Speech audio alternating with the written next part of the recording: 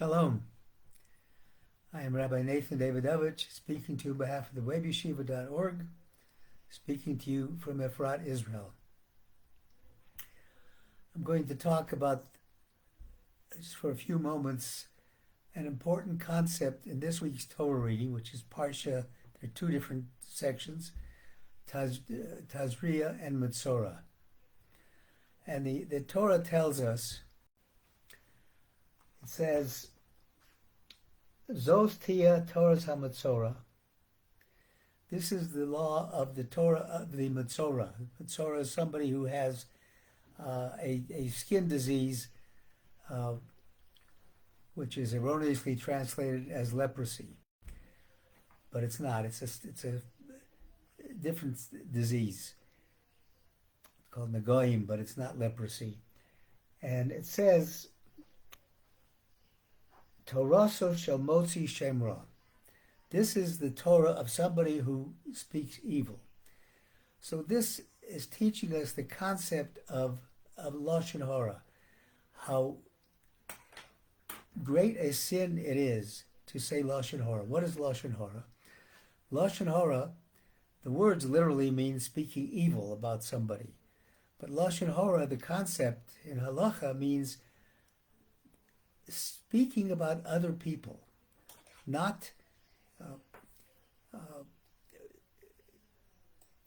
whether it's good or bad, talking about other people, but usually it's in the case of defaming somebody, slandering somebody, speaking against somebody. And we see in our society right now, as we're living, we see, unfortunately, people who may be exercising their democratic rights to protest or to disagree with somebody, do so in the context of saying bad things about the other. And the Torah tells us, and our sages teach us, that the sin of Lashon Horah, speaking about somebody else, is the gravest sin in the Torah, greater than all of the three cardinal sins, including murder, immoral relationships, and idol worship. And it says somebody who engages in Lashon Horah, speaking about God's creations, is actually a heretic because they are speaking negatively about somebody. We as parents don't want to hear somebody saying bad things about our children. It's one thing to give you constructive criticism, but to say bad things, we don't want it. Similarly, God does not want us saying bad things about his children. The Chofetz Chaim, who wrote a monumental book, sefer, called Shmiras Halashon, guarding your tongue not to speak about other people, points out that Lashon Horah is responsible for most of the death and destruction that we see in this world. The Netivot Shalom and the other sages compare somebody who speaks Lashon Horah, who speaks about somebody else, as if they were a snake. And they compare a snake to the rest of the animals. Other animals, when they need food, they will kill for their food.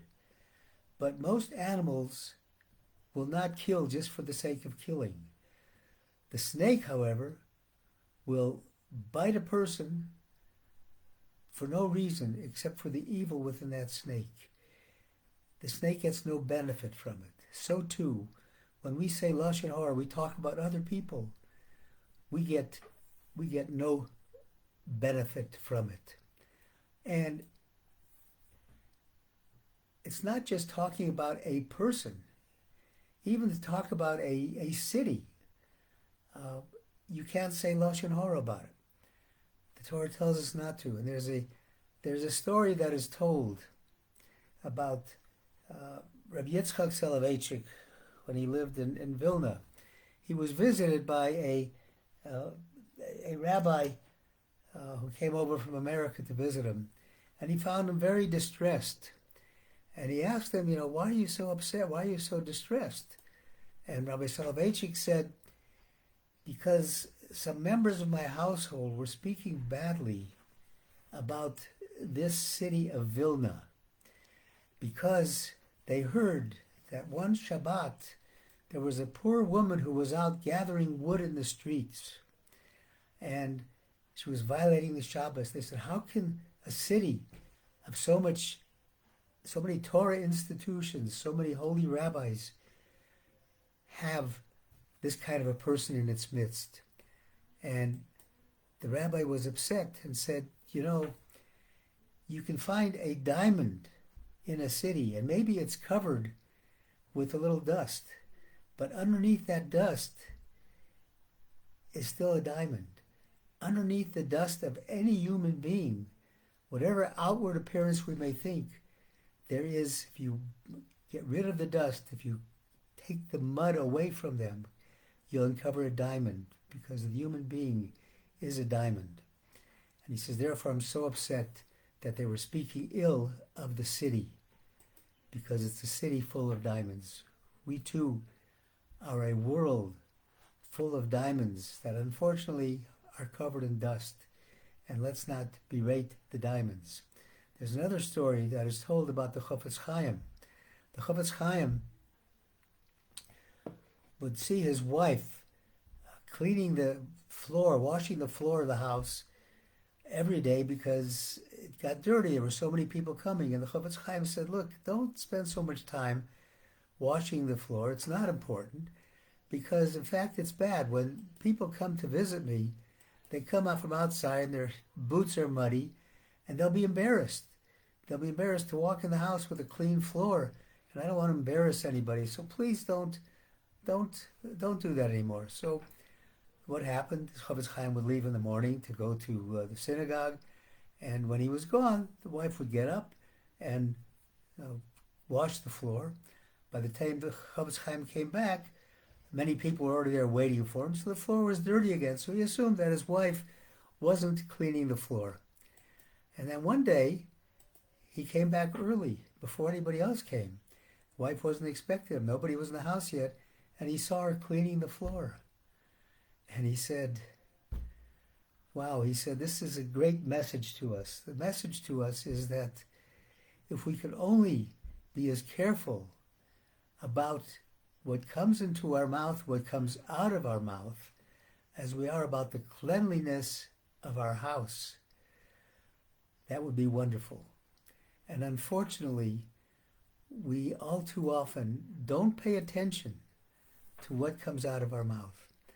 And the fact of Lashon Horah, speaking about others, we get no benefit. You hurt somebody, and in fact, there is no way of repairing what you do. You can't correct it. Even if you apologize to the person that you spoke in Lashon Horah about, whether it's an individual, whether it's a city, whether it's a politician, even if you apologize to that person, you can't undo what you have done. What we have put out into the world, our words have consequences, and our words can bring death and destruction, bring Negoim. Negoim is what's referred to in these Parshot. Negoim, another meaning of Negoim is evil, brings evil into the world. The interesting thing is Shabbos. Shabbos is a day when we can turn these Negoim into joy, because the same letters, Nega, Nun, Gimel, Ayin in Hebrew, when turned around, can spell Oneg. Joy of Shabbos, which is a day where everybody's supposed to be together, loving one another, that can turn any evil decree into good.